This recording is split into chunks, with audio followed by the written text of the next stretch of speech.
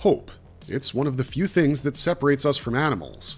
In the face of imminent death, an animal would either roll over and give up or run away as fast as it could, but a human being can stand up against insurmountable odds thanks to the power of hope. Hope makes a dead hand raise a blade after all strength has been drained from it.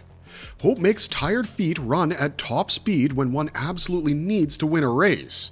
In short, hope is the motivator that keeps a human being living because as terrible as one situation might be, there's always the hope that the next day will be better than the last. But all this hasn't been getting through to Guts as of late because he is the picture of a man without hope at the current moment. So why is it that after spending most of his life clinging to survival, he's finally ready to give in to death? We'll explore all of that and more in this video. This is why Guts is losing all hope, explained. What motivated Guts early on in his life? This is a question that borderlines on the philosophical because for a while, even Guts didn't know what motivated him to live. Guts is a guy who was born from a corpse. The earliest memory he has is of his adoptive mother dying to the plague. He was raised on the battlefield by a hardened mercenary leader who only cared about him as far as he could throw him, and he was taught that the only thing that made him worth taking care of was the blood in his veins and the strength in his arms. Medieval tales and fantasy novels make sellswords and mercenaries sound extremely cool, but the truth is, their camps are simply not suited for raising children. These men make their living off of war, and war is never conducive for the raising of a child. After learning how to fight at the age of 6, Guts entered his first battle at the age of 9, and by 11, he was taking down men thrice his size without much trouble or effort. He'd been through a major traumatic experience as well because soon after his first deployment, he was assaulted by one of his fellow company members. But Guts was able to continue living and hoping because A, he got his revenge upon the person who assaulted him, and B, he was hell-bent on pleasing his stepfather. Gambino was the only parent Guts had ever known, and though his pattern of abusing the kid to get rid of him began when he was 6, Guts would often overlook it because he was that desperate for a human connection. It's less than a sliver of hope that he was clinging to at the time, but he held on for dear life because without Gambino, he'd lose his primary motivation to keep on living. During the same deployment, where Guts got his revenge, he got a measure of justice as well, though he didn't know it. As it turns out, Gambino was the one who paid his assaulter to assault him, and though he denied it to Guts' face, God took notice of that lie. Gambino lost his leg to cannon fire during the siege that followed, and was forced to depend on Guts for income for the following 2 years. If you think that time made him feel remorseful for being responsible for what would have been the darkest Law and Order episode in Berserk's history, then you need to think twice, because the more this man saw Guts thrive, the more sullen Gambino felt. Until one day he finally snapped. After Guts brought him some prize money and distracted him from the puppy he was playing with, Gambino decided that he was going to tell the truth. But he didn't want to do this because he wanted a clean conscience, he just wanted to confess before he nipped his problem in the bud. See, after going out of commission as a mercenary, which was the only thing he was good at, Gambino became disillusioned with everything. Yes, he hated Guts before his little misstep, but now he started blaming him for things he wasn't even responsible for, like the death of his lover. So one night, he showed up in Guts' tent, drunk off his butt and wielding a pretty sharp and hefty sword. Gambino confessed that he was the one responsible for Guts' formative trauma, and after laying all his sins and regrets out before this small child, the former mercenary tried to kill him. Guts' response to this development was pure instinct. As soon as Gambino lunged for him, he grabbed his own sword and killed him with a single thrust. He didn't want to do this, and in fact, he broke down crying because in his mind, he'd just killed his dad. But a part of Guts' brain retained some amount of rationality, and when the entire camp turned on him after seeing Gambino's blood on his hands, Guts made a speedy escape. It wasn't an easy one, because he took a crossbow bolt to the shoulder as he was riding away from them, and then he fell off a cliff. He would have definitely died were he not the protagonist of Berserk. But because he is, he survived, and he even fought off a friggin' wolf pack, despite not knowing what compelled his body to defend itself. Guts was discovered lying unconscious on the road by another mercenary group who decided to take him in, but from that day forward, he didn't live hoping for another father figure to come around, at least not on a conscious level. Guts became a man consumed by the cycle of death and survival. He would throw himself into battle against much stronger opponents regularly, and though he did expect to be paid handsomely for it, money wasn't his main motivation. He wanted to earn what he thought he was worth because he knew he was turning battles in his allies' favor each and every time. Case in point, during his duel with with Bezuso, Guts was confident he could cut down the much larger knight when most seasoned mercenaries were pissing their pants. He demanded 10 gold coins for the effort and was shortchanged by 3, but he accomplished his goal nonetheless. He did cut it a bit too close for comfort because Bezuso cracked his helmet during their engagement, and he'd have died beyond a shadow of a doubt had he not cracked Bezuso's war axe before that. But that's just the kind of headspace Guts was in at the time. From age 11 to 15, Guts became a wandering mercenary because killing and surviving were the only things he was good at, the only things his father had taught him to do. And that night with the wolves showed him that even if he wanted to die, his body wouldn't let him. So he doubled down and decided to wield his blade for his own sake, and he never backed down from a challenge, no matter how ridiculous. Even when he was surrounded by 4 cavalrymen, which would be a death sentence for a regular soldier, Guts managed to find a way to turn the odds in his favor using his battle experience and pure grit. It wasn't until he became a member of the Band of the Falcon that he truly recognized what gave him hope for the first time in his life, because up until then, he'd been searching for a reason to live beyond mere survival. Despite what Gambino tried to do to him, he'd often talk to the guy in his head because he was still trying to maintain that parent-child connection. As long as someone looked his way, Guts was fine with whatever abuse they put him through because he was that deprived of attention his whole life. Until he met Griffith, he often wondered what his reason for living was, and he never had an answer to that question. But after fighting the guy twice, and after his first deployment as a Falcon, and after he ensured the success of a highly risky raid which also displayed Griffith's strategic genius to him, Guts decided it was time to move on to a new daddy. On his first night as a Falcon, Griffith gave him the massive burden of bringing up the rear guard of their raiding party all by himself. Most of the Falcons thought this was a death sentence and that the skipper was just trying to cut off dead weight, but Casca saw the move for what it truly was, a statement of trust. She knew that the rear guard's success was the key to their whole plan because their escape involved galloping right through the enemy's encampment. Griffith telling Guts to do the job showed how much faith he had in the guy, and though Guts wasn't convinced of this at first, he realized that Casca was right the very next morning when Griffith shared his plan to become king with him. Initially, he thought that Griffith was either joking or delusional, but then he factored in just how smoothly the raid had gone the previous night and how Griffith had bravely ridden out to save him from pursuers whilst setting up a cannon blockade. That one act earned Griffith Guts' loyalty because no mercenary would have risked their lives for his in that fashion in his experience. As he mulled over the implications of being named the Falcon's raider captain just a few days into service, he told the Gambino in his head that for now, he was going to follow Griffith's lead and see where it took him. Guts' early life was spent with him operating off of toxic dependency, which we struggle to call hope because it really isn't. Attaching your self-worth to another person's approval or disapproval is one of the worst things you can do to yourself, and yet that's the only way Guts knew how to live. It wasn't until he entered his 4th year serving under Griffith that he even thought about changing this ideology of his, and even then, he managed to retain a sizable chunk of his dependency issues as he did it. From the day he was born to the day he properly came of age, Guts was like a wild warhorse being dragged from battlefield to battlefield because riding towards death was all he'd known and was good at. It was only after he heard Griffith's unfiltered opinion on their quote-unquote friendship that he took a moment to reassess things and really look into what it was that gave him the hope he needed to make it to the next day. That isn't to say that he didn't look up to Griffith anymore, as you'll learn in a few moments. It just means that for the first time in his life, Guts started to think about his internal motivation as opposed to what motivated him externally. And the answer he came up with is the whole reason we're making this video, because it also explains why he's losing all hope as of chapter 380. What made Guts' motivation change as the series progressed? When Berserk switched from lettered to numbered chapters, Guts' motivation remained the same. He'd spent over 3 years running into the jaws of death just to bring Griffith's plans to life, and he wasn't planning on stopping anytime soon. Even after surviving a life-threatening demon in the form of Nosferatu Zod, Guts kept thinking that serving Griffith was what gave his life meaning, because once again, Griffith risked his life to keep Guts safe. And that was a major factor in Guts' perception of what motivated him to keep on living. Over the course of his time with the Falcons, Griffith had often gone out of his way to accommodate Guts' erratic nature over and over.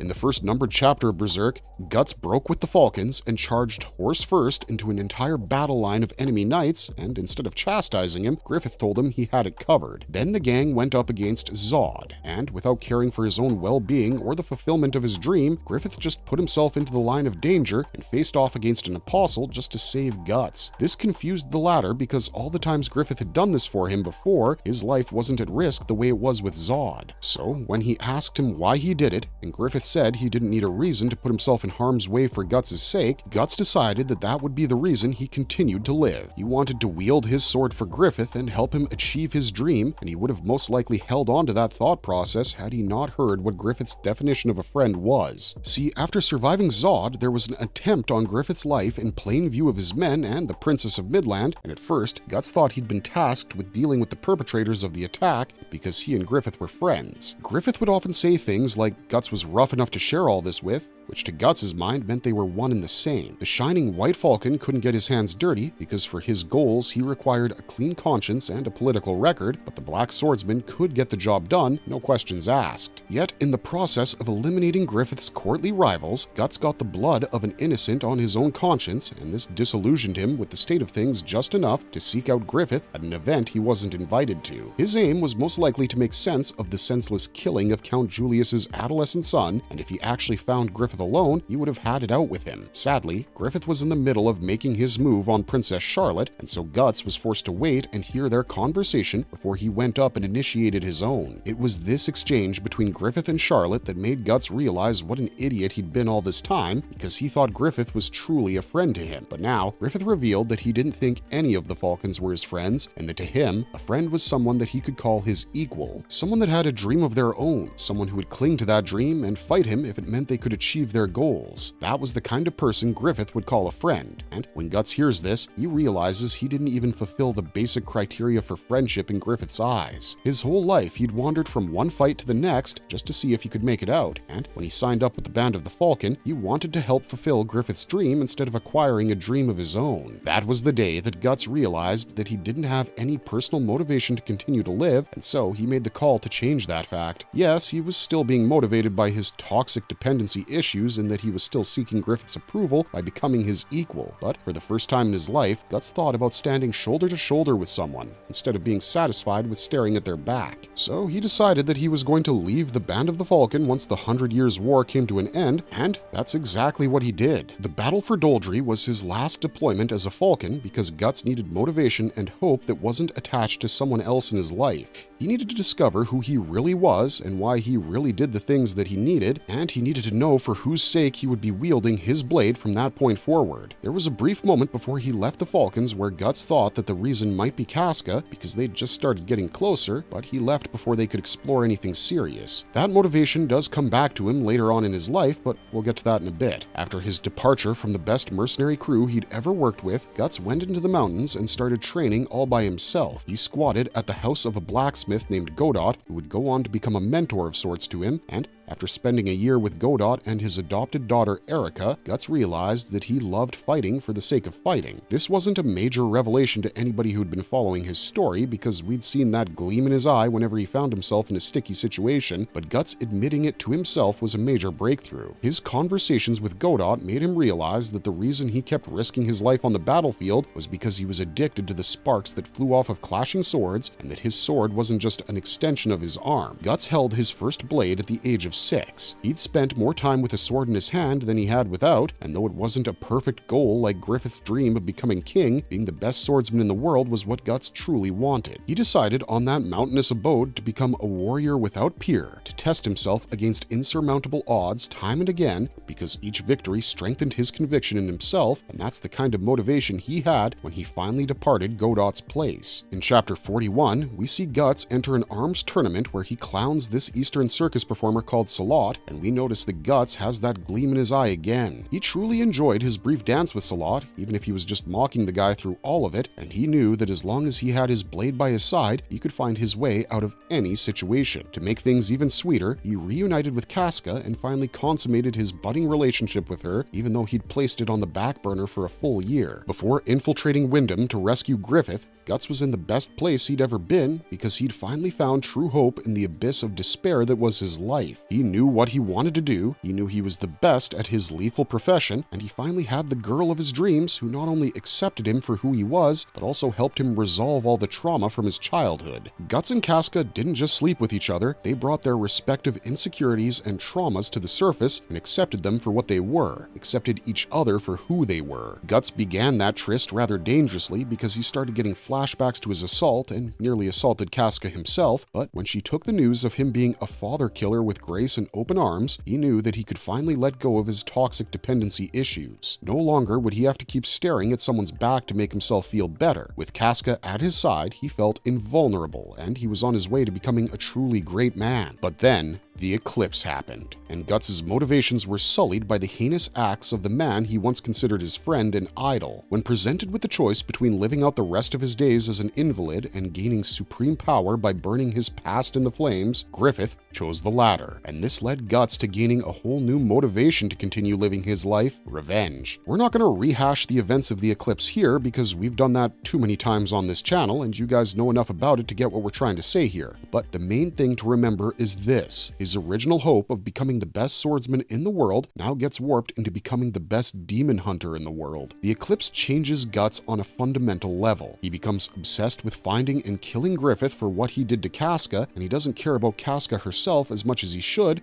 because he doesn't exactly see her as Casca anymore. To him, Casca was the ideal woman, a warrior who wouldn't whine about anything and was capable of backing him up during a battle no matter who he went against. Heck, she nearly got herself assaulted trying to stand up to Wild and bring Guts back to consciousness, so in his mind, she's supposed to be strong, confident, and self-assured. When she's reduced to a shell of her former self, he doesn't know what to do with her, so he leaves her in a secure location and goes after the apostles with a loadout that would put an army to shame. Guts still continues to believe that his swordsmanship is what motivates him to keep putting one foot in front of the other, despite the fact that he's essentially walking through hellfire for vengeance. But as long as he has Dragonslayer with him, with the rest of his equipment, he's confident that no demon can stand up to him or obstruct his path. Indeed, where the prospect of beating one apostle used to give him nightmares, Guts now felt completely at peace with breaking his own body just to take out a single one of them. And in a way, that intensified the only hope that he'd ever generated for himself. He knew that what he was doing was self-destructive because he couldn't expect to keep fighting monsters that can chop his head off with one bite and leave the battlefield completely unscathed, but he was confident enough in his skills to go through with his crazy plans regardless of what they did to him. In many ways, his time as a demon hunter intensified his original goal of becoming the most legendary swordsman the world had ever seen, because by that point, no human could even hope to match his skill. He'd graduated from fighting men in armor to killing demons whose heads needed to be blown off to ensure that they stayed dead, and that's a demonstration of skill that most people can't put on their best day. But after spending 2 years as an apostle killer, Guts was reminded of the world he'd left behind when he was informed of the incarnation ceremony by his demon child and the threat it posed to Casca. He returned to check on her, and when he couldn't find her, he resolved to not let himself be consumed by the flames of vengeance. He'd realized that the campfire from his days as a falcon still burned within him as strongly as the dark desire for revenge, so he consciously chose the former over the latter. Guts was completely aware of just how cynical he'd become during the Black Swordsman arc, so him choosing to save Casca and protect her thereafter was a major shift in his decision-making protocol. He consciously made the decision to abandon Griffith and use his blade to protect the life of an innocent woman whom he nearly condemned to a fate worse than death thanks to ignorance. And for a long time, his new strategy worked for him. Even when the Berserker armor started chipping away at his senses in a literal fashion, Guts continued wielding Dragonslayer as a protector, not a destroyer, because what he desired from life had changed. He wanted to fix Casca's mind and discover a way to stop the evil that was spreading throughout the world without compromising the ideals he'd rediscovered, and up until he reached Elfhelm, he managed to stay true to himself. He was being compelled by his inner darkness to leave Casca to the wolves and go after Griffith, especially after the incarnation ceremony brought him back to Earth, but Guts stood firm on his newfound hope. That hope was only intensified by Skull Knight's promise that he would actually find a fixer at Elfhelm, and he never lost his cool again the way he did in chapter 195, which is one of the darkest Berserk chapters there is. Guts' motivations became altruistic after a fashion, and though he knew that he might have been wishing for too much by thinking that Casca would fully recover from her traumatic experiences, he kept holding on to that wish because it was healthier for him when compared to obsessing over revenge. That's why when Griffith invaded Elfhelm in the final chapter that Kentaro Miura ever wrote, Guts lost all hope in one shot because the returning Falcon did something he'd thought impossible. He made Guts feel completely useless. This is where the true purpose behind Guts' current character arc lies, because we all know he isn't the kind of guy to just give up just because the task in front of him feels impossible. But his main source of hope was his strength and skill, and those two factors had saved him from a premature death on dozens of occasions. Even when he didn't have Casca by his side to make him feel secure in who he was, he had an unbreakable faith in his swordsmanship, and that was enough as long as he could hack his problems in half. It was when that perception perception broke that Guts lost himself to the pits of despair, and his hope was imprisoned within Pandora's box once again. So, now that we've established what truly motivated Guts in life and kept him nice and hopeful, let's talk about what broke his self-belief and sent him spiraling like a common depressed teenager in the most recent batch of Berserk chapters. What made Guts lose all hope? The real reason he's fallen to despair. All his life, Guts has been the kind of guy who would live by the sword, die by the sword.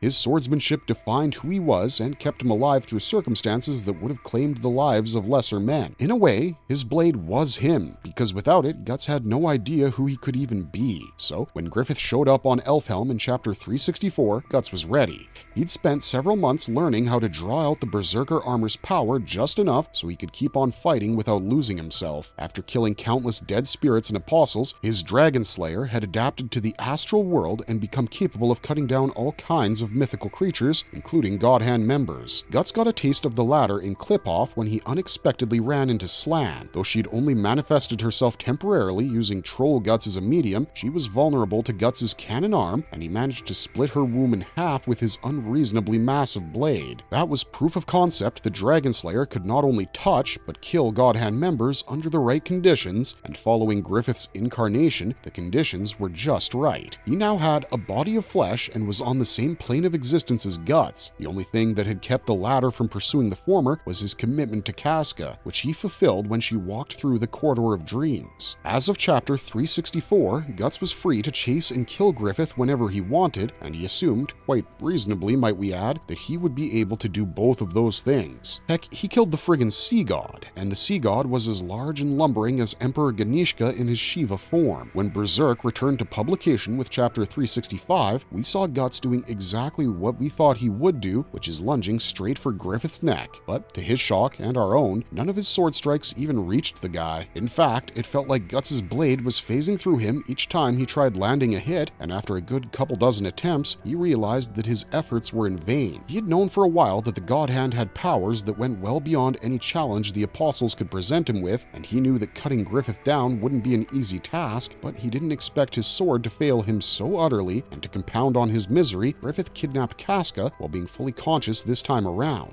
Previously, he had protected her during Guts' battle with Zod at the Hill of Swords because, for a brief moment, his body was commandeered by the soul of the demon child he'd merged with. But now that the child's moment in the moon was over, Griffith no longer had to worry about playing it safe or losing control, and that devastated Guts more than anything else could have. He stood there watching helplessly as the man who gave his girl PTSD flew off with her to his capital city, and that, combined with his complete failure at hitting Griffith, is what drove Guts into the pits of despair, making him lose all hope. Chapter 373 is one of the most depressing chapters in all of Berserk because it clearly shows us the relationship Guts has with his weapon, which is an extension of the relationship he has with himself. While the rest of his companions are scrambling for a way to locate Casca and retreat to safety, Guts is locked in a dark hold all by himself. For the first time in his life, he's let go of Dragon Slayer willingly, where he had previously taped it to his arm just so his malfunctioning body wouldn't let go of it. Chapter 373 gives us the most intimate look at Guts' relationship with his weapon, and to call it depressing would be an understatement. We get a glimpse of his despair from Shirke's perspective because she tries to use thought transference to ensure that he doesn't do something stupid, and Guts just shuts her out. So she spies on his thoughts instead, and what she sees freaks her out a little bit. Guts is thinking back on every battle he's ever survived from the day he acquired Dragon Slayer, and even before that, while he's letting go of his fighting spirit because to him there's nothing to fight for anymore. After reuniting with Casca, he promised to keep her safe, but he failed at upholding his end of the bargain because he couldn't land a single blow on Griffith. He tried to protect the people of Elfhelm as their island abode was swallowed whole by the malign spirits of the dead, but he couldn't do anything there either. Guts had managed to tame his inner beast of darkness for the sake of keeping his friends safe, but now that he'd failed to do that, his beast was free of its chains. And while he made an attempt to strike back with his usual bravado and rage, an image of Griffith standing on the edge of his blade like he did the first time they properly fought knocked the life out of Guts completely. He falls face first onto the floorboards, still gripping Dragon Slayer, but just barely. And when the Kushan Empire's navy comes to capture the Seahorse, Guts doesn't even put up a fight. He allows himself to be chained up and transported to a prison because all the fight has been knocked out of him. He spent all those years trying to make the world a better place, whether it was intentional or not, and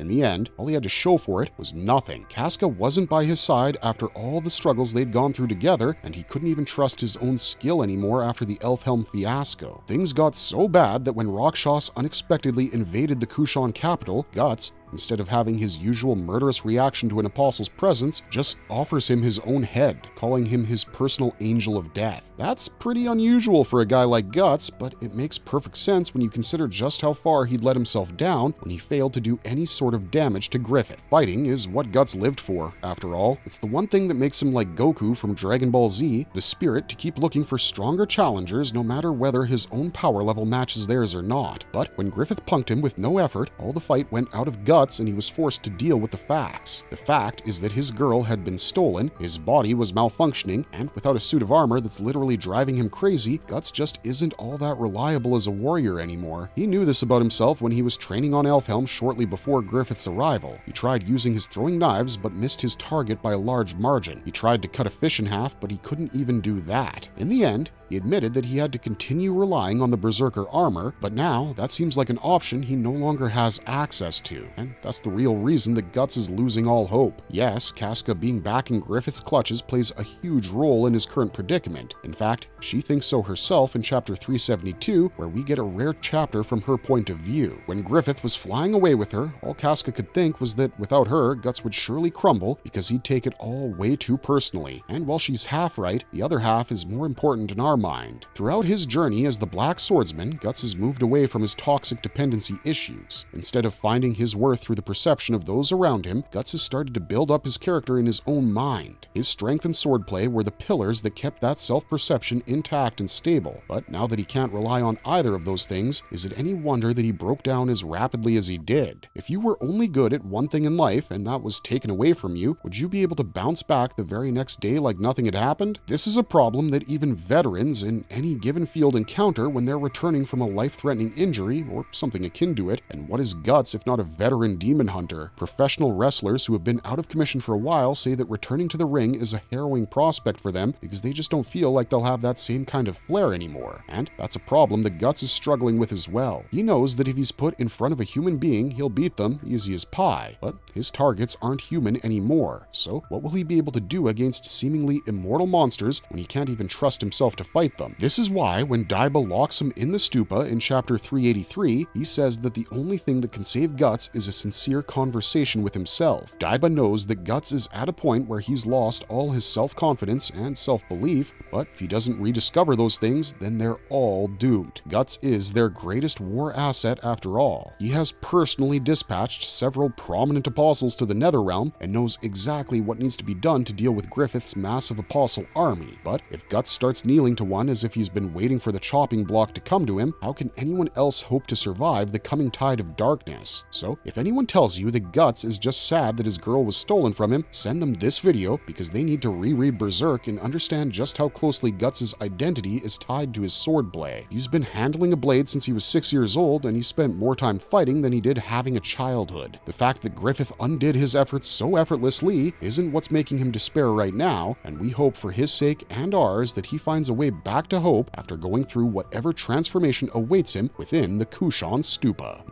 Marvelous verdict! As for this video, we hope we got you guys to the heart of the matter when it comes to Guts and why he's losing his motivation to live, because that's all we got for you guys this time. Let us know your thoughts in the comments section down below, and don't forget to like, share, and subscribe for more Berserk content. We'll see you guys real soon with yet another video, so until then, stay safe, and remember, keep on struggling, strugglers.